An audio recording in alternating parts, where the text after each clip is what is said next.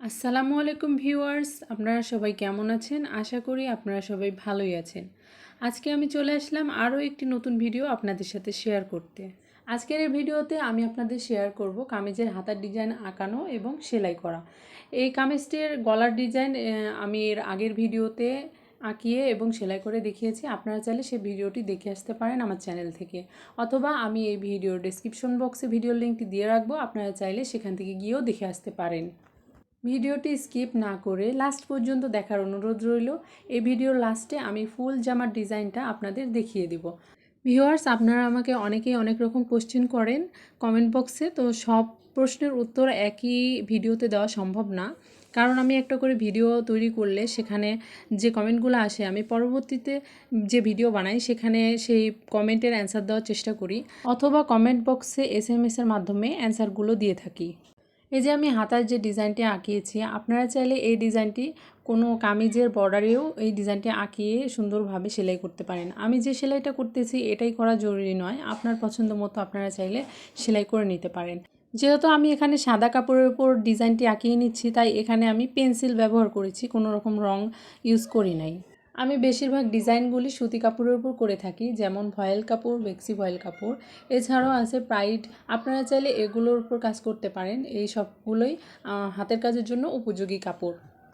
তো ভিউয়ার্স, আপনাদের মধ্যেই কেউ একজন আমাকে প্রশ্ন করেছিল সুইয়ে সুতা পরাবো কিভাবে, আর সুইয়ে সুতা পরানোর পর সুইয়ে সুতার শেষের দিকে মানে নিচের অংশের যে গিট্টিটা দেয় সেটা কিভাবে দিব।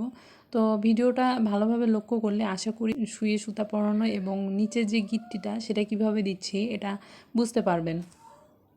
শুয়ে সুতা পরানো হয়ে গেলে এবারে ফ্রেমে কাপড়টি ভালোভাবে আটকে নেবেন। অবশ্যই খেয়াল রাখবেন যাতে বেশি টানাটানি কাপড় না করা হয়, কারণ কাপড় ছিঁড়ে যাওয়ার সম্ভাবনা থাকে। আর আমি প্লাস্টিকের ফ্রেম ইউজ করি। অনেকে প্রশ্ন করেন যে আমি কেমন ফ্রেম ইউজ করি, তো আমি প্লাস্টিকেরটা ইউজ করি, মাঝে মাঝে কাঠের ফ্রেমও ইউজ করি। তো আপনারা চাইলে যে কোনো একটা ইউজ করতে পারেন, যার কাছে যেটা সুবিধার মনে হয়। এখন আমি ক্রস সেলাই দিয়ে লাইনটা একদম ফুল ফিল আপ করে নেব। এরপরে আমি ডাল এবং পাতার কাজগুলি করে নেব। ভিউয়ার্স, আপনাদের যদি আমাকে কোনো প্রশ্ন করার থাকে, আমার কাছ থেকে যদি সেলাই সম্পর্কিত কিছু জানার থাকে, তাহলে কমেন্ট বক্সে কমেন্ট করে জানাবেন। আমি চেষ্টা করব আপনাদের সব রকম প্রশ্নের অ্যান্সার দেওয়ার। আর আমার ভিডিওগুলি যদি আপনাদের কাছে ভালো লেগে থাকে তাহলে আমার ভিডিওতে একটা লাইক দিবেন, আর কমেন্টের মাধ্যমে আমাকে জানাতে পারেন আমার ভিডিওগুলি আপনাদের কেমন লাগে। আর আমার চ্যানেলের আরও নতুন নতুন ভিডিও দেখতে আমার চ্যানেলটিতে অবশ্যই সাবস্ক্রাইব করে অলে ক্লিক করে রাখবেন, যাতে আমার ভিডিওটি পোস্ট করার সাথে সাথে নোটিফিকেশন আপনার কাছে পৌঁছে যায়।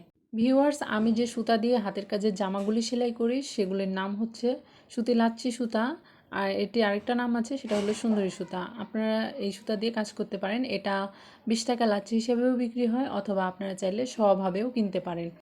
আশা করি আমি আপনাদের কিছু প্রশ্নের উত্তর এই ভিডিওতে দিয়ে দিতে পেরেছি, এবং আমার ভিডিওতে যদি কোনো কোথাও ভুল ত্রুটি থেকে থাকে তাহলে অবশ্যই আমাকে ক্ষমার দৃষ্টিতে দেখবেন।